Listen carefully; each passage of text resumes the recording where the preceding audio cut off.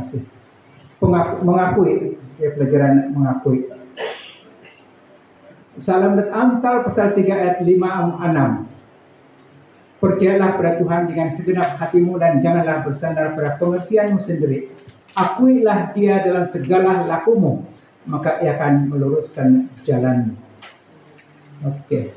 Ada satu penulis mengatakan begini. Seorang penulis menyatakan bahwa kehidupan kita adalah dipenuhi dengan hal-hal ketidakpastian dan cabaran yang selalunya meninggalkan kita dengan perasaan atau rasa yang hilang atau sendirian. Apabila kita melakukan ini, biasanya ini yang kita rasakan. Kita mencoba untuk mengemudikan diri kita melalui dan menerobosi kesusahan dengan menggunakan atau bersandarkan pada pengertian dan kebijaksanaan kita sendiri. Ini ada seorang yang menulis ini. Apabila kita selalu ada kesusahan, seringkali kita berusaha dengan upaya kita sendiri, dengan pengetahuan atau kebijaksanaan kita sendiri. Tapi apa kata Alkitab? Alkitab menyatakan dalam 2 Tawarik pasal 6 ayat 24 hingga 27. Ini antara kenyataannya. Apabila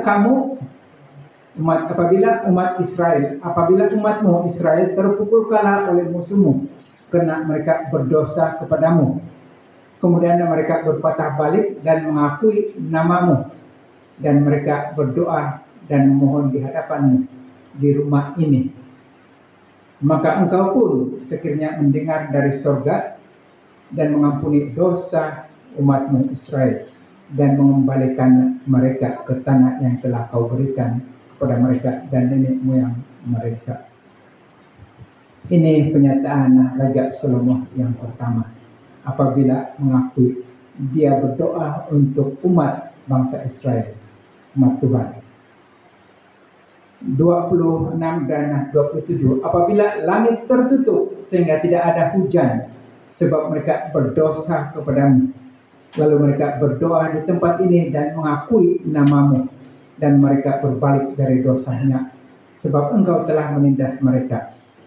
Ayat 27, maka engkau pun sekiranya mendengarkannya di surga dan mengampuni hamba-hambamu umatmu Israel, karena engkaulah yang menunjukkan kepada mereka jalan yang baik yang harus mereka jalani, dan engkau sekiranya memberikan hujan kepada tanahmu yang telah kau berikan kepada umatmu menjadi milik pusaka. Ini kenyataan dalam Alkitab. Ayat 24 dan 25 ini tentang tindakan, secara perilaku umat ini kalau mereka melakukan kesalahan. Apabila mengakui, perkataan mengakui di sini besar maksud dia, besar arti dia dalam pandangan Tuhan sebenarnya dari segi kerohanian. Dan ini bukan saja perkara ini boleh berlaku pada zaman dahulu, ribuan tahun yang lalu, tapi boleh juga terjadi pada masa sekarang. Apabila kita mengakui kekurangan, kesilapan tingkah laku kita dan datang kepada Tuhan, Tuhan akan boleh melakukan hal yang sama. Dan apabila terjadi atas perkara-perkara sesuatu terjadi, keadaan-keadaan yang berkaitan dengan alam sekitar kita menjadi satu yang bermasalah, juga boleh terjadi hal yang sama. Oke, sambungan. Alkitab menyatakan sambungan. Apa sambungan dia? Dalam Daniel pasal 5 ayat 21. Ingat kisah ini tentang Raja Nebukadnezar. Ia dihalau dari antara manusia dan hatinya menjadi sama seperti hati binatang. dan tempat tinggalnya ada di antara keldai hutan. Kepadanya diberikan makanan rumput seperti kepada lembu, dan tubuhnya basah oleh embun dari langit, sampai ia mengakui bahwa Allah yang Maha Tinggi berkuasa atas kerajaan manusia dan mengangkat siapa yang dikehendakinya untuk kedudukan itu. Ingat cerita Raja Ebenezer ini, apabila dia rasa bangga dengan kedudukan dia, dengan seorang yang di seluruh dunia tidak ada yang sama seperti dia, Tuhan tiba-tiba merendahkan dia setara dengan binatang untuk beberapa lama, untuk beberapa tahun, dan makanannya ialah sakot-sakot megal pedit sapi, megal pedit kambing, karabau, makan rumput. Sehingga pada masa yang ditentukan, kemudian dia mengakui kekuasaan Tuhan. Raja Ebenezer dikembalikan pada tahtanya. Kita boleh baca ini dalam pasal 5. Pasal 4 lagi, kemudian pasal 5. Sambungan dia lagi. Dalam Mikha pasal 6 ayat 5. Umatku, baiklah ia ingat apa yang direncanakan Balak, Raja Moab, dan apa yang dijawab kepadanya oleh Bileam bin Beor, dan apa yang telah terjadi dari Sitim sampai ke Gilgal, supaya engkau mengakui perbuatan-perbuatan keadilan dari Tuhan. Ingat cerita ini tentang Bileam berkaitan dengan dia. Dia buat satu plot, satu rencana untuk membinasakan bangsa Israel, dan yang seorang ini untuk kepentingan dia sendiri.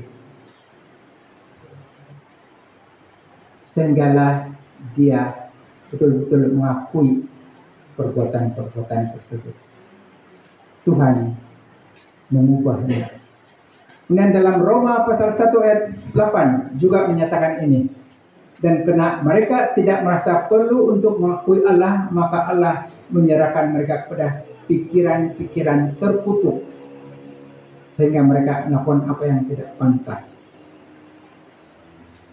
Rasul Paulus juga menyatakan ini. Apabila merasa tidak perlu untuk mengakui Allah, apa yang terjadi? Apa imbalan dia? What is the consequence? Apa terjadi? Apa akibat dia? Kalau seseorang itu tidak mengakui, ini secara individu, ada yang bentuk sekumpulan, kelompok, kolektif, umat, secara individu pun. Kalau secara individu merasa tidak perlu buat apa mengakui, akibatnya Allah membiarkan, dan pikiran-pikiran mereka itu yang terbiar itu tidak dilindungi, tidak dihindari. Roh dari kuasa-kuasa kegelapan akan membuat pikiran-pikiran ke arah yang saya tidak tahu apa maksud terkutuk ini, boleh paham? Alumisya karamahan, pikiran-pikiran yang terkutuk, sehingga mereka melakukan perkataan, melakukan apa yang tidak pantas, apa yang tidak sesuai. Inilah akibat dia. Apabila orang tidak mengakui Tuhan, tidak percaya pada Tuhan maksud dia, ataupun yang menentang Tuhan, mana ada Tuhan tiada, banyak yang gitu.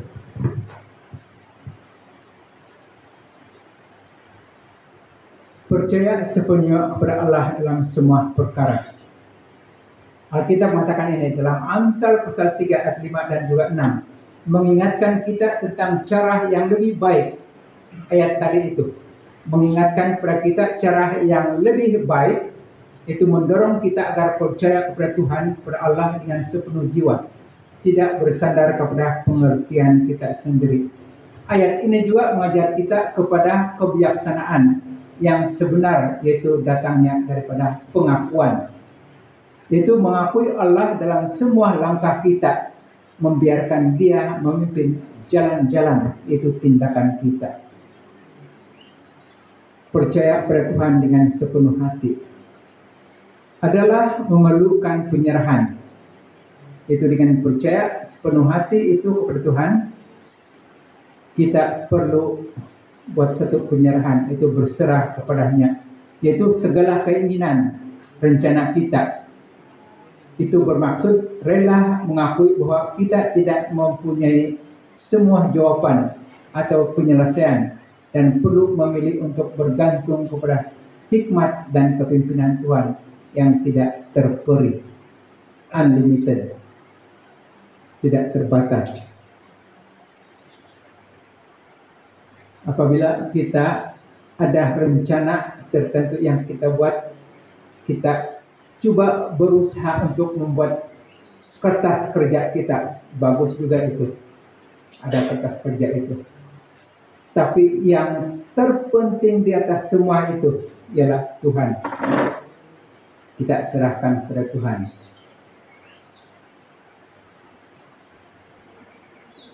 Pada masa sekarang ini secara kelompok, secara jemaat, kita tidak dapat lagi berdoa untuk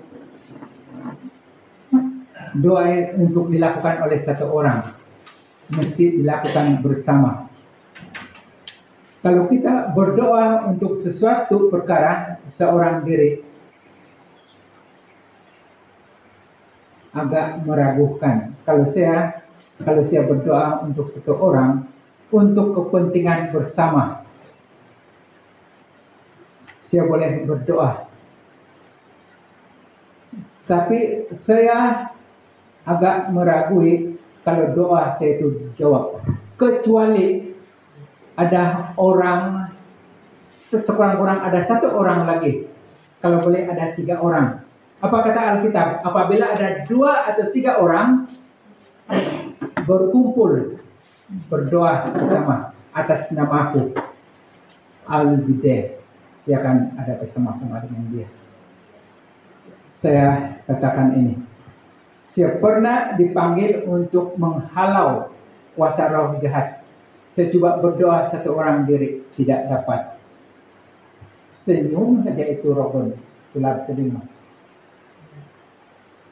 Kemudian apabila ada orang berdoa lagi dan saya backing di bawah sana, maksudnya saya berdoa, dia berdoa dan saya berdoa juga untuk kehendak yang sama, dan barulah tercapai itu. Ini yang terjadi. Apabila kami berdoa, saya merencanakan ada doa menghalau kerasukan untuk anggota gereja yang ada di daerah yang sebelum ini, di sebelah Matunggu. Sebelum itu sebenarnya, sebelum saya datang berdoa, saya sudah meminta sokongan doa daripada beberapa teman sekerja pastor ini. Dan apabila saya sampai di sana dan berdoa itu, mereka bahkan semalam lagi, beberapa malam itu, mereka sudah ada clue bahwa roh-roh itu sudah pergi. Karena doa itu sudah didoakan dan dibuat oleh satu bentuk kelompok, bukan individu. Jadi untuk mencapai sesuatu perkara, jangan katakan ini karena saya. No.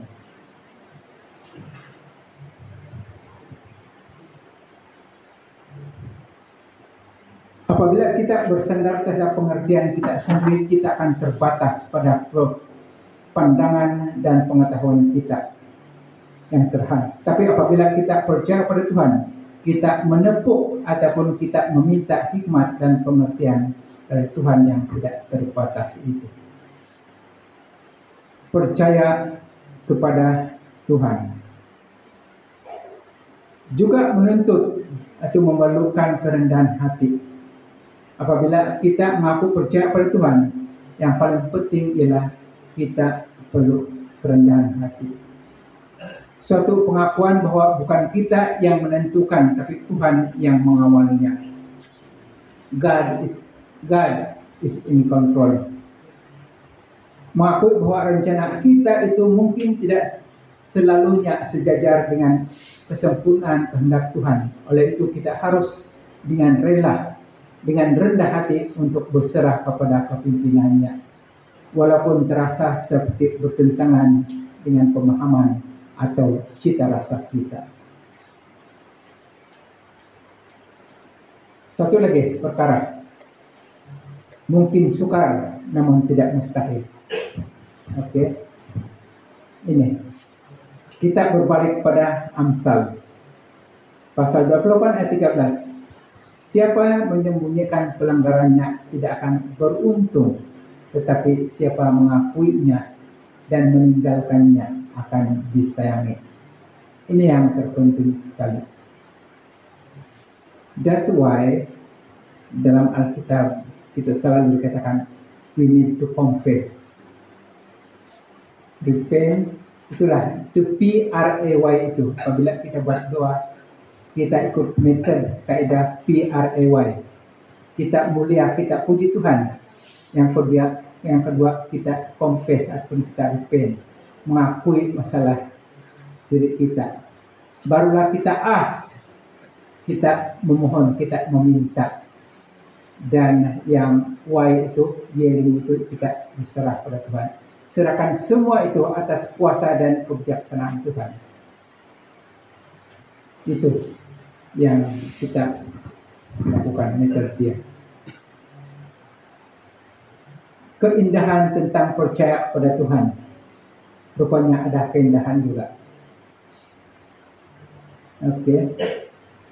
Dikatakan di sini, itu adalah bahwa janji-janji Tuhan untuk mengarah jalan laluan kita. Dia yang maha tahu jalan yang harus kita lalui dan akan memimpin kita untuk menuju yang terbaik. Itu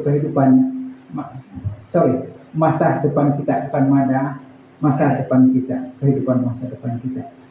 Inilah keindahan dia. Percaya pada Tuhan. Lagi di sini perhatikan kenyataan ini. Kita coba perhatikan apa yang dikatakan di sini. Dalam Matius pasal 10 ayat 32 dan 33. Setiap orang yang mengakui aku di depan manusia. Apa maksud dia? Mengakui aku, mengakui Tuhan, mengakui Yesus di depan manusia. Aku juga akan mengakuinya di depan Bapakku yang di surga. Kita pikir-pikirkan ini. Sanggupkah kita mengakui bahwa kita ada Kristen, kita ada seorang pengikut Yesus, ataupun kita sebenarnya Adventis? Dan tetapi barang siapa menyangkal aku di depan manusia, apa konsekuensinya? Apa pesan dia? Apa akibat dia? Aku kata di sini, siapa aku di sini? Yesus. Aku juga, itu Yesus juga akan menyangkalnya di depan Bapa di surga. Wow. Adakah kita segan? Adakah kita rela? Adakah kita malu mengakui Yesus di depan orang? Apabila dikatakan kamu Kristen kah? Ataupun kamu siapa? Apa agama kamu? Kita segan dan kita sebenarnya Adventis.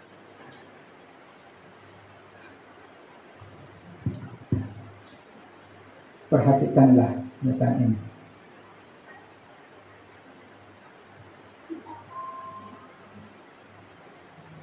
Saya berpikir bahwa apabila saya menjadi seorang individu, saya memilih Seventh-day Adventist. Even that time, walaupun pada masa itu, kalau agama bagian sebelah kita, saya sudah boleh melaungkan azan itu. Dan saya boleh sudah baca dan hafal itu 2 kalimat syahadat. Tapi saya pikir, no, not yet, tidak itu. Dan saya pulang rumah, ikut kelas baptisan, dan dibaptiskan. Dan saya rela mengakui diri saya sebagai Seventh-day Adventist. Amen.